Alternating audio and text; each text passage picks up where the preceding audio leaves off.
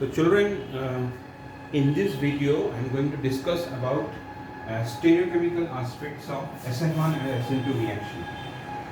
Let me remind you once again what is SN1 and SN2 reaction. Suppose make two columns. So this is SN1, this is SN2. First of all, we can say that it is a two-step process, and this one is one-step process. Second thing is that here intermediate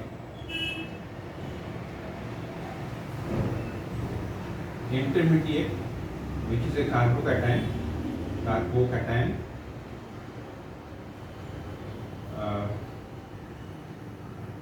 is formed,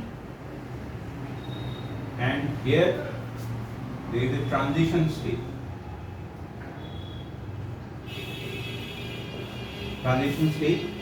Both intermediate and transition state are highly unstable, but important difference between them is that we cannot isolate the transition state, but we can isolate intermediate.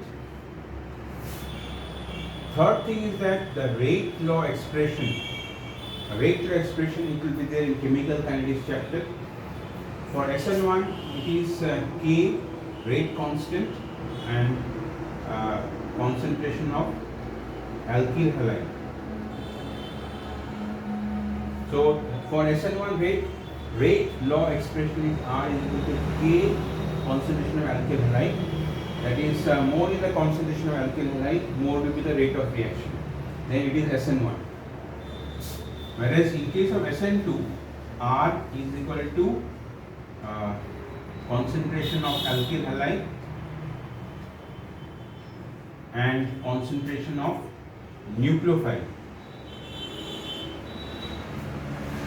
Here, if we increase the concentration of nucleophile, there won't be any change in the rate of reaction. But here in SN2, if we increase the concentration of nucleophile, rate also will increase. If we increase the concentration of alkyl halide, then also the rate will increase. And the fourth thing is that I am writing the mechanism. Suppose we are talking about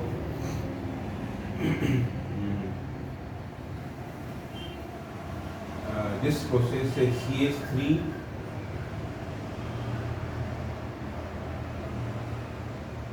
this is a 3 degree compound, 3 degree halo compound. So suppose we are considering the nucleophile as OH minus. Nucleophile is OH minus. The product will be CH3 C, CH3 CH3 OH plus X minus. This is the incoming nucleophile. This is outgoing nucleophile. Outgoing nucleophile is also known as leaving group. And as has been said here, it is a two-step process. In step one, what happens is there occurs ionization.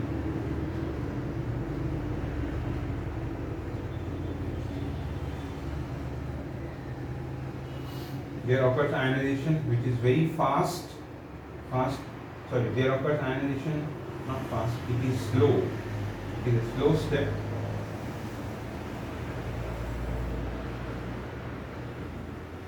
Slow, resulting formation of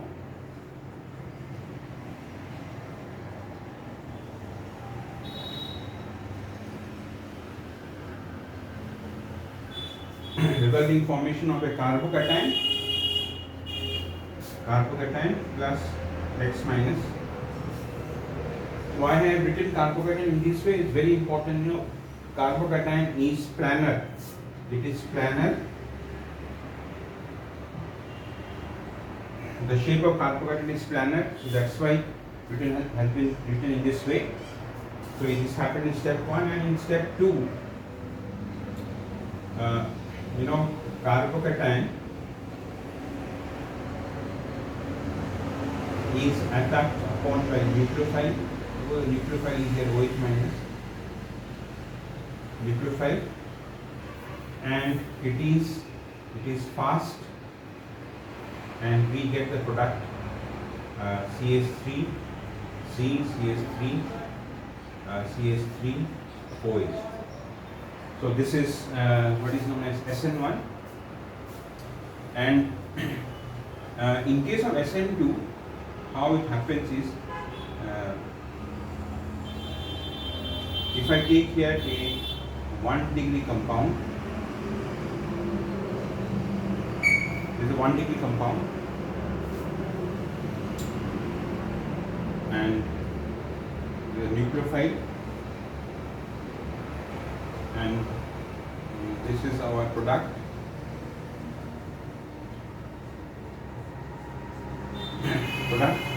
And how this actually goes on, this goes on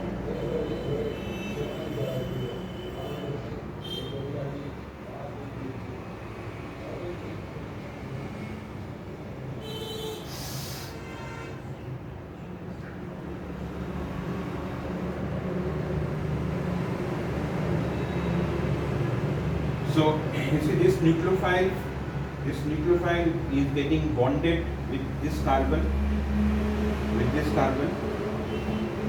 the nucleophile is getting attached to this carbon, and what we have with this carbon, two hydrogen. What we also have with carbon, this carbon methyl group. So this is the transition state that is formed. So when there occurred this reaction, this is the reaction goes through this to the formation of this species, and you can see here valency of carbon here is 5, valency carbon is 5, and ultimately it goes to form this. So this is basically SN1 and SN2 reaction, and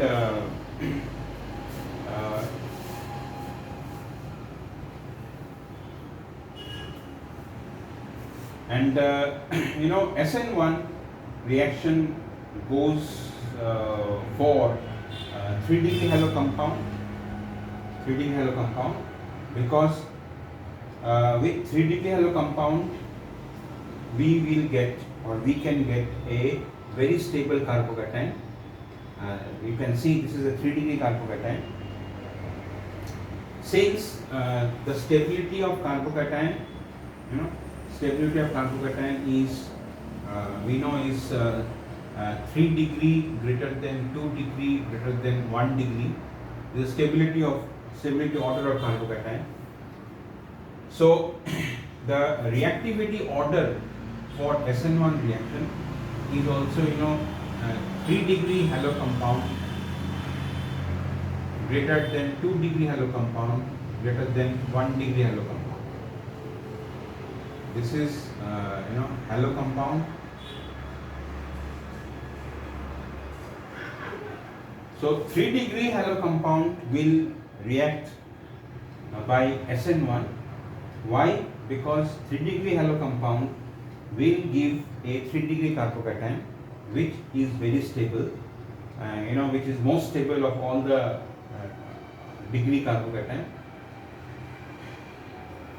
And as far as SN2 reaction is concerned, 1 degree compound, 1 degree halo compound will react faster than 2 degree, will react faster than 3 degree. It is because you can understand that suppose here we had started with 1 degree halo compound. In case of 1 degree halo compound, you see there are 2 hydrogen. If we had taken here a, say, 2 degree halo compound, suppose we had taken here a 2 degree halo compound. This is a 2 degree halo compound, you can see. So one of this H from here, will be CH3.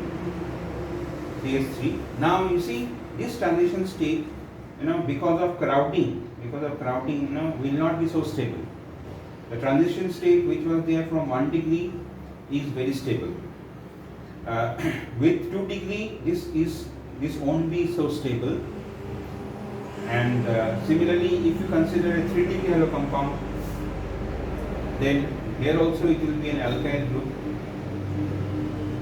and it will be very unstable because of too much crowding. So we can say that a 3 degree halo compound, cannot react by SN2. So the stability, the reactivity order of different halo compounds, it is for SN2 1 degree greater than 2 degree greater than 3 degree, and for SN1 it is 3 degree greater than 2 degree greater than 1 degree. Now this is the basic thing about SN1 and SN2. Now stereochemical aspects of SN1 and SN2. My main aim in this video is to discuss the stereochemical aspects of SN1 and SN2.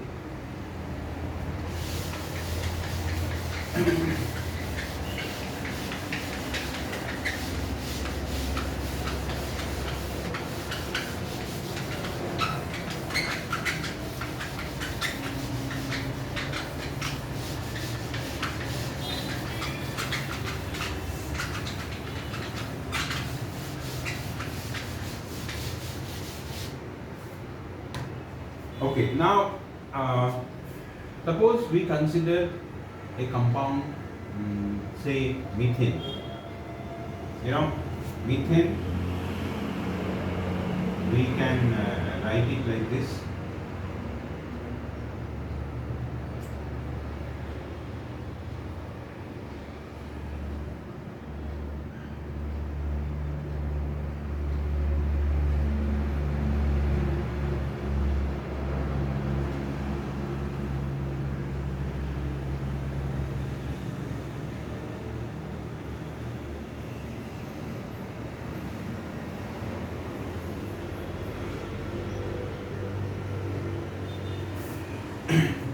This is called the dash and wedge representation.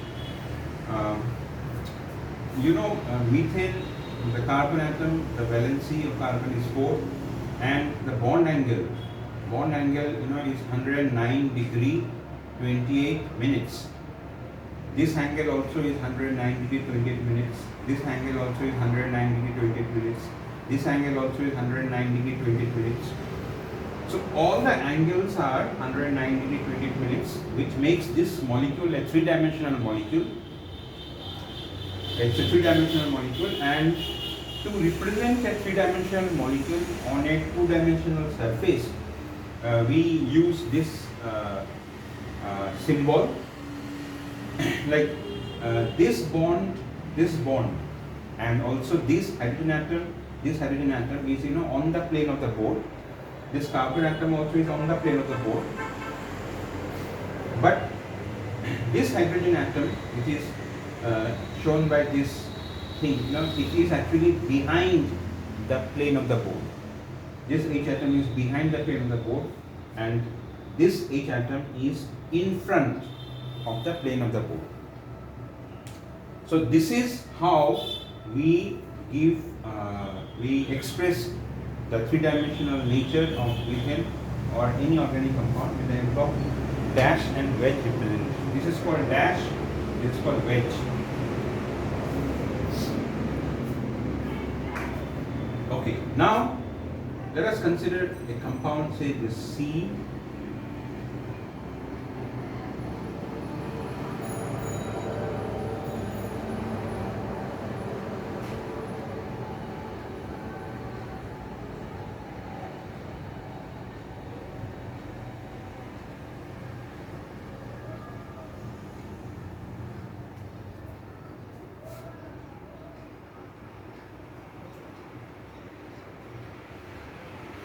Suppose here it is OH and here it is, say, halogen.